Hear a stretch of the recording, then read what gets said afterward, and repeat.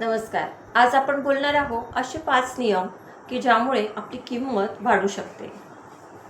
माणसाची किंमत पैशाने वाढत नाही.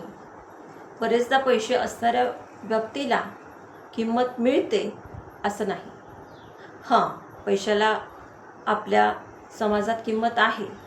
ज्याच्याकडे पैसे असेल, त्याला काही येत नसलं तरी त्याचा उदो केला जातो. परंतु त्याचबरोबर आणखी काही आवश्यक गोष्टी आहे की आपण त्यामुळे आपली किंमत वाढवू शकतो. तर त्या कुठल्या 5 गोष्टी आहे हे आपण आज बघणार आहोत. व्हिडिओ अगदी छोटासा आपण घेणार आहोत. तर पहिली गोष्ट जी आहे की ती म्हणजे तुमचे जे काही प्लॅन्स असेल ते शेअर करू नका. हो, तुमचे प्लॅन्स शेअर करू नका. आधी मी या गोष्टीवर विश्वास ठेवायचे नाही, पण बघितलं की आजूबाजूची लोक अगदी गोष्टी होऊन जातात तरीही सांगत नाही. बरं, दुसऱ्यांचा सोडा, पण माझ्या वैयक्तिक मतानुसार की आपण आपले प्लॅन्स आधीच कुणाला सांगू नये एक्झिक्यूट होण्याच्या आधी. कारण होतं काय की आपण एखादी आपल्या डोक्यात कल्पना येते आणि आपण त्या कल्पनेचं प्लॅनिंग करायला लागतो, पण कदाचित आपण त्या गोष्टीमध्ये फेल झालो. फॉर एक्झाम्पलसाठी एखादी मुलगी आहे, ती खूप स्टडी करते, तिला MPSC करायचं आहे आणि साधारण घरची आहे. जर ती मुलगी लोकांना सांगत असेल की नाही, तिचं स्वप्न आहे खूप मोठं की नाही, मला ना MPSC क्रॅक करायचीच आहे, हे तिचं स्वप्न आहे, तिच्या आईवडिलांचं स्वप्न आहे, त्यामुळे ती MPSCचा स्टडी करते.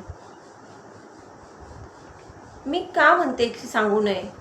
कारण जर तिने सांगितलं तर लोक पहिले तिची मजा उडवतील. कारण वेगवेगळ्या प्रकारची लोक असते, सगळेच मजा घेतील असं नाही. काही लोक अशी चांगली लोक असतात, ती म्हणतील की छान बेटा, तू खूप छान अभ्यास कर, तुझं सगळं छान होत. कदाचित तिला अभ्यास कसा करायचा यासाठी मदतही करतील. परंतु काही लोक असे असतील की जे आपले हितचिंतक नाही असं आपण समजूया. ते काय म्हणतील, मोठी आली घरी, ते खायची सोय नाही आणि म्हणे MPSCची स्टडी करतीये. काहीतरी एखादी नोकरी पकडायची होती आणि जायचं होतं. काय पडलंय त्या MPSCमध्ये, लोक 5-5, 10-10 वर्ष मेहनत करतात तरी रिझल्ट येत नाही. ज्या वेळेस तुम्ही त्यांना सांगितलं की मी MPSCची स्टडी करतीये आणि समोरून तुम्हाला असं उत्तर आलं की काय पडलंय त्यात, लोक 5-5, 10-10 वर्ष करतात पण त्यांना रिझल्ट येत नाही, तर तुमचा कॉन्फिडन्स तिथे कमी होऊ शकतो. तुम्ही डिस्ट्रॅक्ट होऊ शकता. त्यामुळे तुम्ही जी काही मेहनत करत आहात ती शांतपणे करा, कुणालाही न सांगता. त्याच आपण समोर गेलं की कदाचित बॅड लक की नाही झालं आपलं सिलेक्शन, तर चेष्टा करणारे लोकही आहेत. म्हणे यांची मुलगी मोठी MPSCची स्टडी करत होती किंवा यांचा मुलगा मोठा MPSCचा स्टडी करत होता, काय झालं, एवढी वर्ष वाया घालवली आणि आता बसलाय घरी. यासारखे कमेंट्स आपल्याला येऊ शकतात. त्यामुळं आपला जो काही प्लॅन आहे, जो काही ध्येय आहे, ते डिस्क्लोज करू नका, ते कुणाला सांगू नका. ते एक्झिक्यूट करा, ते एक्झिक्यूट होऊ द्या, त्याचं यश प्राप्त होऊ द्या आणि ते यशच मग सर्वांना सगळं सांगेल. एक हिंदीमध्ये एक म्हण आहे की मेहनत खामोशी से करो कि जो भी उसका रिजल्ट आए, मतलब जो भी उसको यश प्राप्त होता है, वो अपने आप एक माहौल मचा दे. तेव्हा इन शॉर्ट, मला तो व्यवस्थित येत नाही, सो इन शॉर्ट की जी काही मेहनत आहे ती शांतपणे करा. तुमचं यश हे तुमचा डंका नक्कीच वाजवेल. दुसरं आहे की गरजेपेक्षा जास्त बोलू नका.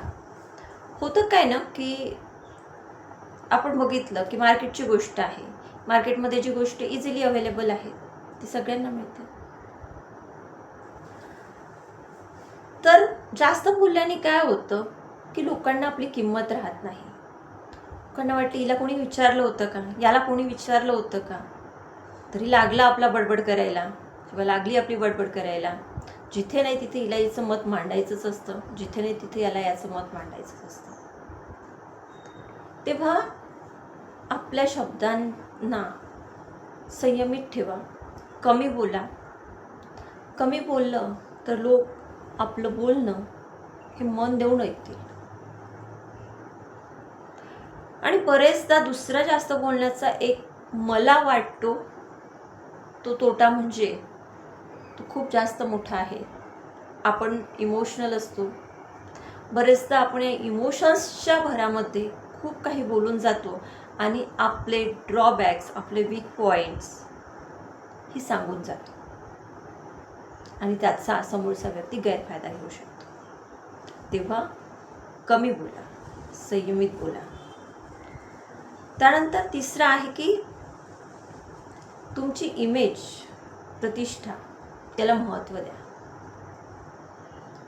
इमेज, प्रतिष्ठा ही फक्त पैशाने येत नाही, तर ही आपल्या वागणुकीतून, ही आपल्या प्रामाणिकपणातून येते. तेव्हा आपली वागणूक ही चांगली ठेवा.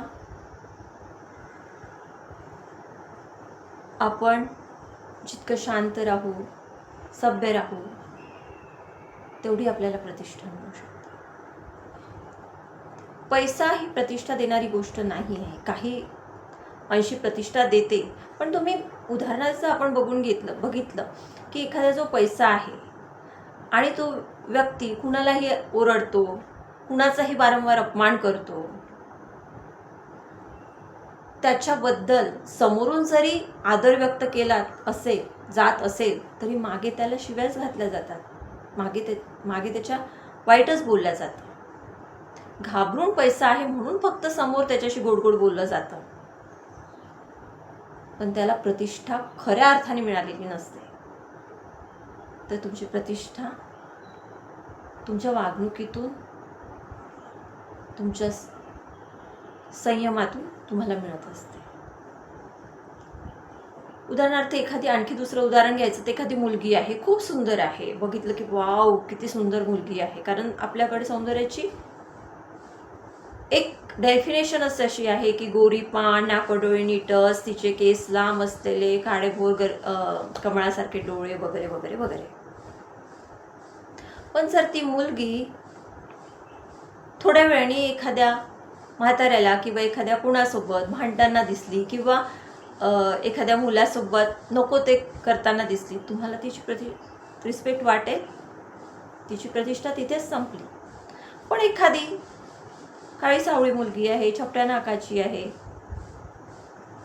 पण ती एखादा वृद्ध आहे किंवा एखादा अपंग व्यक्ती आहे, ती त्या व्यक्तीला रोड क्रॉस करून देत आहे किंवा एखाद्या व्यक्तीला तहान लागली आहे, ती स्वतःहून तिची पाण्याची बॉटल किंवा तो व्यक्ती स्वतःहून त्याची पाण्याची बॉटल देत असेल, तर तुमच्या मनात त्या व्यक्तीविषयी एक रिस्पेक्ट निर्माण होतो.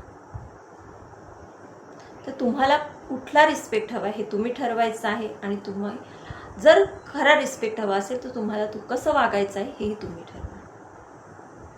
त्यानंतर इझिली अवेलेबल होऊ नका. मार्केटमध्ये जे एखादी गोष्ट इझिली अवेलेबल झाली की त्याची किंमत कमी होते. तसंच आपलंही असतं. कुणी मित्रांनी आवाज दिला, चल म्हटलं, पटकन गेला. नातेवाईकांनी आवाज दिला, अगं येतेस का, गेली. अगं चलते का मार्केटला, गेली.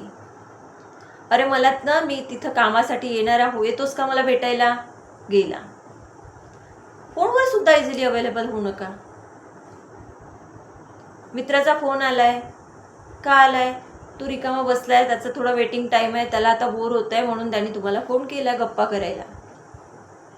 मैत्रीण आहे, तिच्याकडे काहीतरी सुट्टा वेळ आहे, कुठं घालावा आता, मी बोर होतीये, किती वेटिंग टाइम आहे, केला तुम्हाला फोन. इझिली अवेलेबल होऊ नका. जर तुम्ही इझिली अवेलेबल होत असाल तर तुमचा मान कमी होणार, तुमची किंमत ही कमी होणार. तेव्हा या गोष्टीकडे लक्ष द्या. सर्वांपासून थोडंसं अंतर ठेवून राहा. आपल्याकडे शिकवलं जातं की सगळ्यांसोबत मिळून मिसळून राहा वगैरे वगैरे वगैरे वगैरे. पण बरेचदा या सगळ्यात मध्ये मिळून मिसळून राहता थोडेसे गैरसमज होऊ शकतात, मतभेद होऊ शकतात आणि त्याचं रूपांतर मोठ्यात होतं. तेव्हा थोडं अंतर ठेवून राहा. प्रत्येक नात्यामध्ये अंतर ठेवा. थोडंसं स्वतःला किंमत द्या. स्वतःची किंमत कमी होईल असं काही करू नका. हा नाही तर काय, माझाच आहे, आपल्याच घरचं काम आहे म्हणून चाललं स्वतःहूनच, असं करू नका. बरेचदा या गोष्टी आपल्याला आवडत नसल्या तरी करावं लागतात. महिलांच्या बाबतीत नवऱ्याने म्हटलंय चल तिथे, आपल्याला माहिती आहे की तिथे आपला अपमान होतोय, पण नवरा म्हणतोय म्हणून आपल्याला तिथे जावं लागतं. तर बरेचदा पुरुष मंडळी असतात, त्यांना एखाद्या ठिकाणी नाही जायचं असतं, पण आता बायको म्हणतंय किंवा मित्र म्हणतोय किंवा आई म्हणतीये, बहीण म्हणतीये, मग आता जावं लागेल. बहिणीच्या घरचा कार्यक्रम आहे, बहिणीच्या सासऱ्याला काय वाटेल, सासूला काय वाटेल, इच्छा नसताना जावं. जिथे गरजेचं आहे तिथेच जा. उगाच नेहमी नेहमी कोणाकडे जाऊ नका, त्याच्यामुळे आपली किंमत कमी होते.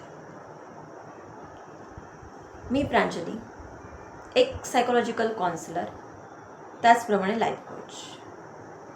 जर तुमच्याही आयुष्यात काही गोंधळ झाल्यासारखं वाटत असेल, मनाचा गोंधळ असतो, आयुष्यात गोंधळ नसतो, मनात गोंधळ झालेला असतो, त्या मनाला शांत करायचं आहे, कुठेतरी बोलावंसं वाटतं आहे, मनात खूप विचारांचं काहूर माजलेलं आहे, तर तुम्ही माझ्या काउन्सिलिंग सेंटरला येऊन नक्कीच व्हिजिट देऊ शकता. किंवा मी ऑनलाईन काउन्सिलिंगही करते. जर तुम्ही वेगळ्या शहरात राहत असाल तर आपण ऑनलाईन काउन्सिलिंग करूनही तुम्ही तुमचे प्रॉब्लेम्स शेअर करू शकता. मी डिस्क्रिप्शन बॉक्समध्ये माझ्या सेंटरचं नाव आणि नंबर दिलेला आहे. तुम्ही तुमची अपॉइंटमेंट बुक करून तुमचं सेशन बुक करू शकता. तुर्तास इथेच थांबूया. धन्यवाद. आणि हो, जर या चॅनलवर नवीन असाल तर चॅनलला नक्कीच सबस्क्राईब करा. व्हिडिओ आवडल्यास लाईक करा. तुर्तास इथेच थांबते आहे. धन्यवाद.